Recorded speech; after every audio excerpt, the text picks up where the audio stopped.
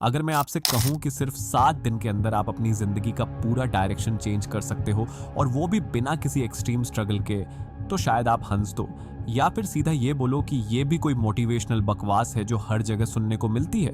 लेकिन last week मैंने exactly ये ट्राई किया और ऑनेस्टली जो मेरे साथ हुआ वो मेरी एक्सपेक्टेशन से काफ़ी ज़्यादा डिफरेंट और थोड़ा शॉकिंग भी था। मैंने एक simple Japanese daily routine follow किया जिसमें कोई क्रेजी हैक्स नहीं थे, कोई 5 बजे उठने का टॉर्चर नहीं था और ना ही कोई अनरियलिस्टिक मिलियनेयर माइंडसेट वाली चीज़ें थीं जो ज़्यादातर लोग प्रमोट करते हैं।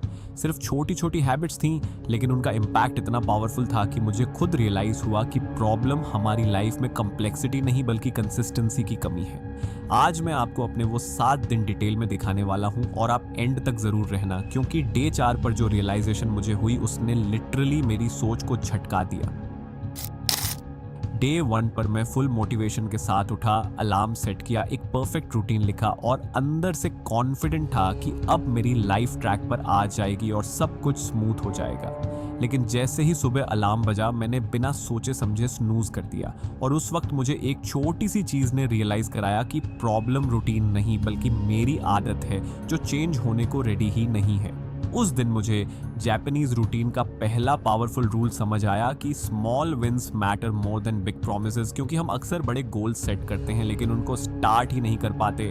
तो मैंने उस दिन बस एक सिंपल काम किया, मैंने अपना बेड ठीक किया और उस छोटी सी जीत ने मुझे एक अजीब सा कंट्रोल का फीलिंग दिया जो पहले कभी फील नहीं हुआ था। और शायद आप सोच रहे हो कि सिर्फ बेड बनाने से क्या फर्क पड़ता है, लेकिन असल में ये एक सिग्नल होता है कि आप अपनी लाइफ को कंट्रोल करना स्टार्ट कर रहे हो। रोज डे 2 पर मैंने जापानीज कॉन्सेप्ट काइजन फॉलो किया, जिसका मतलब होता है रोज सिर्फ 1% बेटर होना इंस्टेड ऑफ एक ही दिन में अपनी लाइफ कंप्लीटली चेंज करने की कोशिश करना। लेकिन यहाँ मैंने एक क्लासिक गलती की, जहाँ मैंने ओवर एक्साइटमेंट में एक साथ 10 हैबिट्स ऐड कर दी और मुझे लगा कि मैं सब मैनेज कर लूँगा, लेकिन शाम तक मैं मेंटली और फिजिकली एग्जॉस्टेड हो चुका था। उस मोमेंट पर मुझे रियलाइज हुआ कि प्रॉब्लम लेजीनेस नहीं है बल्कि अनरियलिस्टिक एक्सपेक्टेशंस हैं जो हम खुद से रखते हैं और फिर उनको पूरा ना कर पाने पर गिल्ट फील करते हैं। तो मैंने अपना रूटीन सिंप्लीफाई किया और सिर्फ 3 चीज़ें रखी, 10 मिनट रीडिंग, 10 मिनट एक्सरसाइज और 10 मिनट फोकस्ड वर्क जो रियलिस्टिकली फॉलो की जा सकती थी। और जब आप रियलिस्टिक टारगेट सेट करते हो तो कंसिस्टेंसी अपने आप बिल्ड होने लगती है और आपको पुश करने की ज़रूरत नहीं पड़ती। डे 3 पर मैं थोड़ा सीरियस हो गया और मैंने जैपनीज कॉन्सेप्ट इकिगाई को एक्सप्लोर किया, जिसका मतलब होता है आपकी लाइफ का पर्पस या वो रीज़न जिसकी वजह से आप सुबह उठते हो। मैंने खुद से एक सिंपल सवाल पूछा कि मैं ये सब क्यों कर रहा हूँ, और ऑनेस्टली मेरे पास इसका कोई क्लियर जवाब नहीं था, जो थोड़ा अनकंफर्टेबल था। ये वो मोमेंट था जहाँ मुझे रियलाइज़ हुआ कि हम ज़्यादातर लोग बिजी तो रहते हैं लेकिन डायरेक्शनलेस होते हैं और बस फ्लो के साथ चल रहे होते हैं। तो मैंने लिखना स्टार्ट किया कि मुझे क्या पसंद है, मैं किस चीज़ में अच्छा हूँ और लोग किस चीज़ के पैसे देने के लिए रेडी हैं। और जब ये 3 चीज़ें कनेक्ट हुई तो मुझे थोड़ी क्लैरिटी मिली, और जब आपको क्लैरिटी मिलती है तो डिसिप्लिन नेचुरली आ जाता है, क्योंकि अब आपको पता होता है कि आप किस डायरेक्शन में काम कर रहे हो। डे 4 वो दिन था जहां सब कुछ चेंज हो गया, क्योंकि मैंने डिसाइड किया कि मैं पूरा दिन सोशल मीडिया और रैंडम स्क्रॉलिंग से दूर रहूंगा, जो आजकल हम सबकी बिगेस्ट एडिक्शन बन चुकी है। शुरू के कुछ घंटे बहुत अजीब थे, क्योंकि हर थोड़ी देर बाद मेरा हाथ ऑटोमेटिकली फ़ोन की तरफ जाता था और फिर मुझे याद आता कि मैं डिटॉक्स पर हूँ, जो ऑनेस्टली फ्रस्ट्रेटिंग लग रहा था। लेकिन धीरे धीरे एक अनएक्सपेक्टेड चेंज आना शुरू हुआ, जहां मेरा फोकस इम्प्रूव होने लगा और छोटी छोटी चीज़ें भी इंटरेस्टिंग लगने लगीं जो पहले बोरिंग लगती थीं।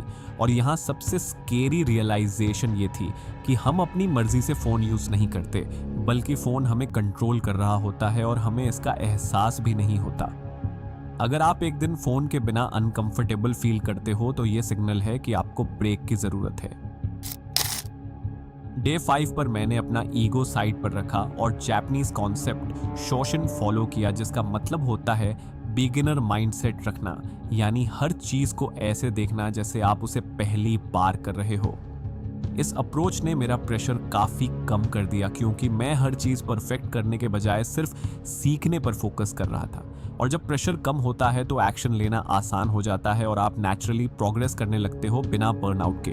यहाँ मुझे एक हिडन ट्रूथ समझ आया कि हम काम इसलिए नहीं छोड़ते क्योंकि वो मुश्किल होता है, बल्कि इसलिए छोड़ देते हैं क्योंकि हम परफेक्ट बनना चाहते हैं, और जब परफेक्शन नहीं मिलती तो हम गिव अप कर देते हैं।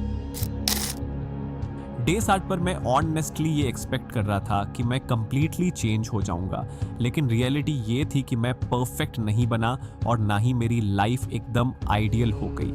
लेकिन एक चीज़ ज़रूर चेंज हुई, और वो थी मेरी अवेयरनेस, क्योंकि अब मुझे क्लियरली पता था कि मेरी प्रॉब्लम्स क्या हैं और उनको सॉल्व कैसे करना है। और सबसे इम्पॉर्टेंट बात ये थी कि मुझे ये समझ आया कि चेंज एक दिन में नहीं होता, लेकिन एक दिन से स्टार्ट ज़रूर होता है, जो सबसे ज़्यादा इम्पॉर्टेंट स्टेप होता है। अगर आप ये वीडियो देख रहे हो तो इसका मतलब है कि आप भी अपनी लाइफ इंप्रूव करना चाहते हो, लेकिन शायद आप उस परफेक्ट मोमेंट का वेट कर रहे हो जब सब कुछ सही लगे। लेकिन रियलिटी ये है कि परफेक्ट मोमेंट कभी नहीं आता, और अगर आपने आज स्टार्ट नहीं किया तो शायद एक साल बाद भी आप वहीं खड़े होंगे जहां आज हो। चॉइस आपके पास है कि आप आज एक छोटी सी हैबिट से स्टार्ट करो या फिर वेट करते रहो और वक्त को वेस्ट होने दो। अगर आप चाहते हो कि मैं ऐसे और रियल लाइफ एक्सपेरिमेंट्स करूं और उनके ऑनेस्ट रिजल्ट्स आपके साथ शेयर करूं, तो वीडियो को लाइक करो और चैनल को सब्सक्राइब करो ताकि आप नेक्स्ट वीडियोस मिस ना करो। और कमेंट्स में ज़रूर बताओ कि आप कौन सा हैबिट नेक्स्ट 7 दिन के लिए ट्राई करने वाले हो, क्योंकि हो सकता है कि नेक्स्ट ट्रांसफॉर्मेशन स्टोरी आपकी हो।